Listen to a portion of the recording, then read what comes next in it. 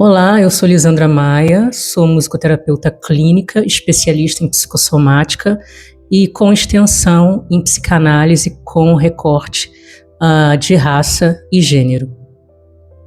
Olá, eu sou Juliana Santos Valgren, diretora fundadora da Revibra Europa, especialista em Direito Internacional Público-Privado, Políticas e Legislações Antidiscriminatórias e especialista em antirracismo. Em 2023, Jason Ardei se tornou o professor negro mais jovem já nomeado na Universidade de Cambridge, que é uma das universidades mais tradicionais no mundo. Jason também era neuroatípico e tinha autismo. 3 anos depois, em agosto desse ano, ele renunciou ao cargo em meio a acusações de plágio. 9 dias depois, ele foi encontrado sem vida em sua residência. Hoje, eu e Lisandra queremos contar essa história para vocês e perguntar por que essa história se repete. Tudo começou em 24 de julho deste ano, quando o jornal The Telegraph publicou uma análise da tese de doutorado do professor Jason Ardei, apontando trechos idênticos ou quase idênticos a um estudo anterior já publicado. A partir daí, uma onda de reportagens passou a investigar não somente a sua produção acadêmica, mas também toda a sua biografia e qualificações. Mediante a todo o espetáculo mediático e também as investigações internas, em 5 de agosto deste ano, o professor Ardei anunciou a sua renúncia. Na carta de demissão, ele escreveu: as acusações incessantes, a especulação e os comentários públicos me cobraram um preço muito profundo. E disse também que precisava se resguardar e tempo para se curar. No dia 14 de agosto, 9 dias depois, ele foi encontrado morto em sua residência. A família dele divulgou uma nota dizendo que ele foi vítima de uma campanha de assédio. Mas por que esse caso, essa história, nos tocou tanto e nos toca tanto como profissionais negros e pessoas racializadas? Por esse não ser um caso isolado. E é sobre isso que a gente gostaria de discutir. Quando o assunto é plágio ou mal conduta acadêmica, existe uma diferença enorme na forma onde professores pretos e professores racializados e negros são tratados pelas instituições. Só para ter uma ideia, no momento atual, no Reino Unido, existem 9 professores que estão sendo investigados por plágio dentro da academia. Dentre desses 9, 7 são professores brancos, entre homens e mulheres. Somente 2 são negros. Os 7 professores brancos continuam a dar aula, podem se defender dentro do protocolo adequado, continuam a produzir academicamente. Os 2 únicos professores negros foram obrigados a renunciar e se afastarem de suas posições. E um dentre eles é, infelizmente, o professor Ardei. O que nós vemos é que existe uma leniência, existe uma proteção, existe uma forma de tratamento diferente quando o acusado é um professor preto ou um professor branco na academia.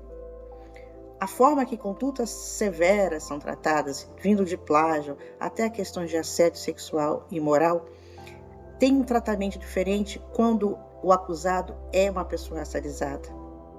Muitas vezes, os profissionais racializados, pessoas negras, não têm o direito à livre defesa, não têm direito à ampla defesa, não têm direito a se ter uma dúvida razoável sobre a sua produção ou não, e todo o sistema considera que a pessoa sempre agiu desde o início em má fé.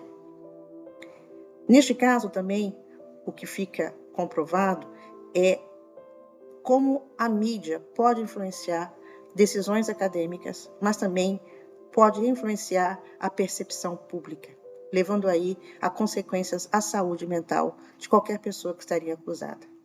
Só para se ter uma ideia, entre 24 de julho e 14 de agosto, mais de 250 artigos foram publicados na mídia do Reino Unido só sobre o caso de plágio do professor Ardei. 250. Mais de 188 só analisaram o plágio e a sua produção acadêmica. E pior, vieram mesmo a contestar a neurodiversidade do professor e do seu espectro autista. O que a gente vê aqui, no final, são duas coisas, né? É a caixa bruxas mediáticas de profissionais negros e, além disso, também o que dizia Cida Bento no seu Pacto da Branquitude. As normas aplicadas às pessoas brancas são as normas, mas elas não são as mesmas normas aplicadas às pessoas pretas.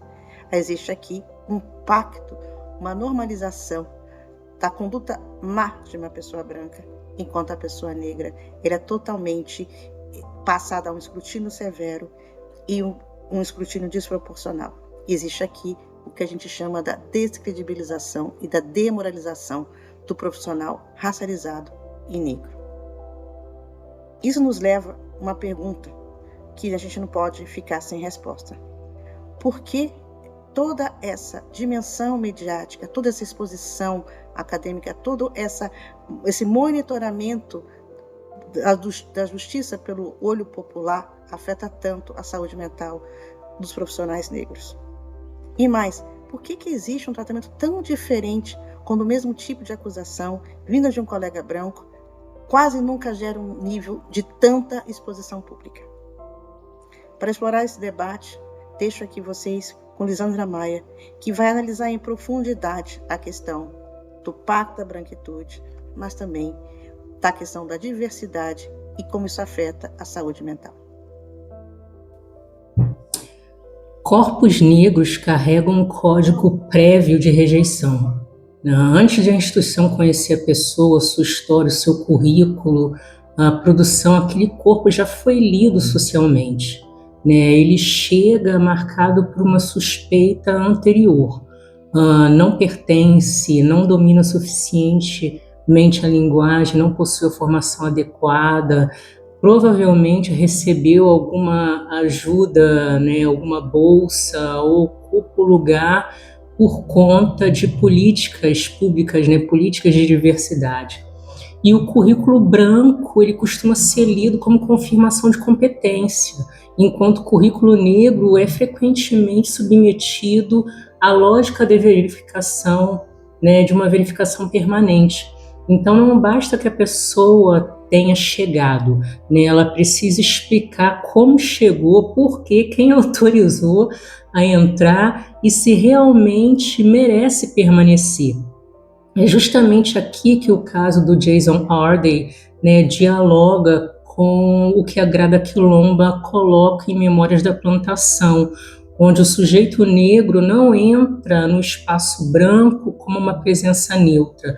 Ele entra em uma estrutura que já produziu fantasias sobre quem ele é. A Grada Quilomba, ela mostra que o racismo não se limita à discriminação explícita, e ele organiza posições, quem pode falar, quem é escutado, quem representa o conhecimento e quem é transformado em objeto de investigação.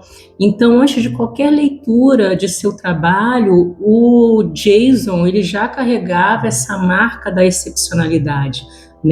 O professor negro mais jovem de Cambridge, essa designação que parece até então super elogiosa, também é o que separava, simbolicamente do corpo acadêmico. Ele não era apresentado simplesmente como o professor, ele era o professor negro que havia conseguido chegar onde corpos como o dele não deveriam, segundo esse imaginário colonial, chegar. E estar dentro da universidade não significa ocupar o mesmo, o mesmo lugar simbólico de autoridade, pertencimento e legitimidade. A instituição ela pode abrir a porta para um sujeito negro sem modificar os critérios, as referências, as relações de poder que fazem daquele espaço uma esfera projetada para sujeitos, para corpos brancos. Então, o corpo negro ele pode entrar, mas continua sendo percebido como alguém que orbita um centro branco. Ele está autorizado a permanecer, mas desde que ele não desloque esse centro, né? Ele pode ser celebrado como exemplo de inclusão, mas não necessariamente reconhecido como sujeito pleno de conhecimento. Então, a pergunta não é apenas quantas pessoas negras chegaram à universidade, mas quem está autorizado a simplesmente ser, né? E quem precisa provar continuamente aquilo que é. Então, o Jason Arday, ele não foi incorporado apenas como professor, né? A sua trajetória foi convertida numa narrativa institucional de superação. O menino negro, autista, que aprendeu a falar muito tarde e depois se tornar professor de Cambridge. Então, a instituição, ela também se beneficiou dessa história, né? Ela podia apresentar a sua nomeação como prova de diversidade, abertura e transformação, né? Mas quando surgiram as acusações, o que era celebrado como grandiosidade, diversidade, pluriversalidade, se transformou rapidamente em suspeita sobre toda aquela existência. Então, isso passa de uma hipervisibilidade celebratória a uma hipervisibilidade punitiva. E é isso que acontece, né, muitas vezes quando a gente fala do tokenismo, né, que não é apenas colocar uma pessoa negra dentro da instituição, né, tornar essa pessoa responsável por representar a transformação que aquela própria estrutura não conseguiu realizar, né? Então, o sujeito tokenizado, ele ocupa uma posição paradoxal, né? Ele é visível como símbolo, permanece isolado como sujeito, é celebrado como exceção, não possui poder para alterar, né, a regra, e quando falha ou é acusado, né, de falhar, essa queda é utilizada para reafirmar a desconfiança dirigida a todo um grupo. Então, a mesma instituição que transforma a presença negra em capital simbólico pode retirar, né, a sua proteção quando essa presença passa a produzir riscos à sua reputação. O sujeito negro, ele deixa, então, de ser a evidência da diversidade, passa a carregar individualmente todas as contradições institucionais. Então, é fundamental não apagar a necessidade de investigar as acusações, né, de plágio ou inconsistências acadêmicas. Uma análise racializada não significa afirmar que pessoas negras não possam ser responsabilizadas, ao contrário, né, significa perguntar como essa responsabilização acontece, com quais garantias e sob qual intensidade, por meio de que espetáculo, né? Porque houve um espaço para um processo institucional proporcional, cuidadoso e concluído, ou a investigação foi substituída por uma exposição totalizante, na qual não apenas, né, determinados trabalhos, mas a biografia inteira daquele sujeito passou a ser vasculhada. Então, quando a acusação deixa de se referir, né, a uma conduta específica e passa a organizar a leitura de toda uma pessoa, produz-se outra coisa, né? O acusado deixa de ser alguém que pode ter cometido a irregularidade e passa a ser representado como uma existência fraudulenta, né? Então, esse deslocamento possui uma dimensão colonial profunda, né? A suspeita dirigida, né, ao Jordan não permaneceu circunscrita aos textos acadêmicos. Então, sua formação, seu diagnóstico, suas conquistas, né, atividades beneficentes e a própria narrativa de vida, né, dele foram colocados de uma forma muito perversa, né, de escrutínio.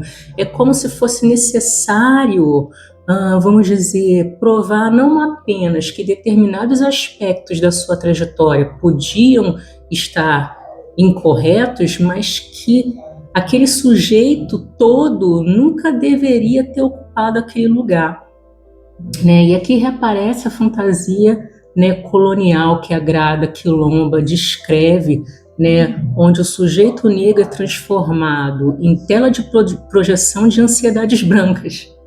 Então, a acusação concreta encontra um corpo que já havia sido previamente codificado, lido como intruso, né? Então, por isso, ela adquire uma força que ultrapassa a apuração do ato, né? O corpo negro que ascende pode ser percebido pela pergunta silenciosa: como ele conseguiu chegar até aqui, né? Quando surge qualquer fissura, a instituição encontra a resposta que a sua estrutura racial já desejava, né? Ele nunca deveria ter chegado.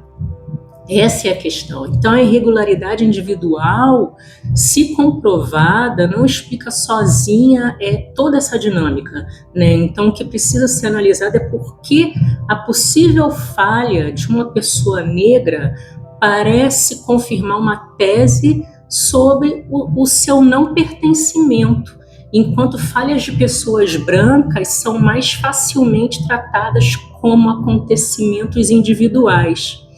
Então, clinicamente, esses espaços, eles podem produzir uma forma de morte lenta, não necessariamente uma morte física, né? Nem uma causalidade que a gente possa atribuir a esse caso em particular, mas um processo continuado de desgaste da existência, né? Então, essa morte lenta é construída pela necessidade de antecipar a suspeita, provar competência repetidamente, né, calcular a própria fala, suportar um isolamento, administrar a hipervigilância, a hipervisibilidade, representar uma coletividade inteira e ainda assim demonstrar gratidão por ter sido admitido e permanecer funcional dentro de uma estrutura que contesta a sua legitimidade.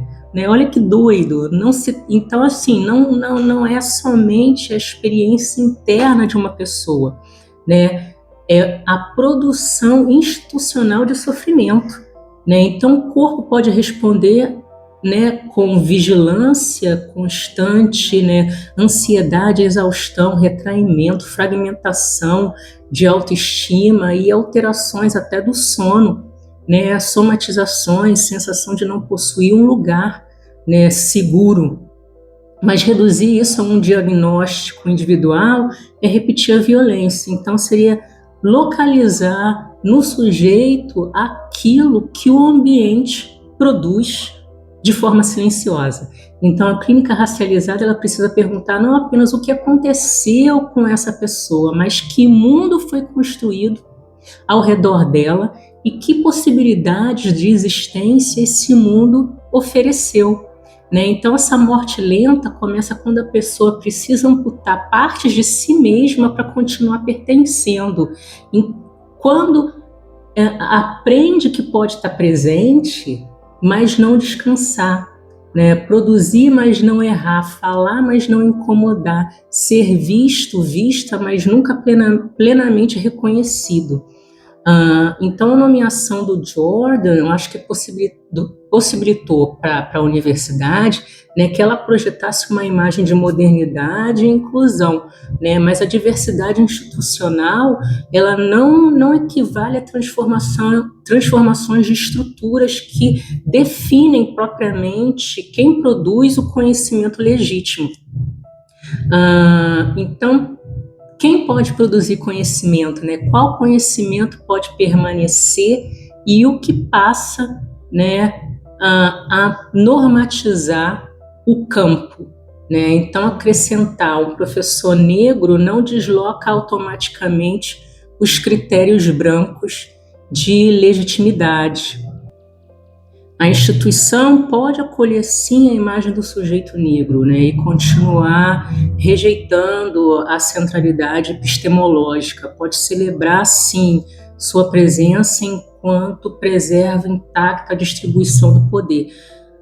Mas aí, né, o tokenismo, é por isso que ele é funcional a essa manutenção institucional de poder, né? Ele permite que a academia diga somos diversos, sem responder as principais perguntas, né? Quem participa das decisões? quem é presumido como competente, quem recebe proteção quando é atacado, né? Quem tem direito à complexidade e à contradição, quem pode cometer um erro em toda a sua existência e que essa existência seja declarada ilegítima, né? Quem permanece como referência depois que deixa a sala, né? Então, pessoas negras não precisam ser transformadas em figuras impecáveis, né, para que o racismo seja reconhecido. Essa exigência de pureza também é uma forma de desumanização.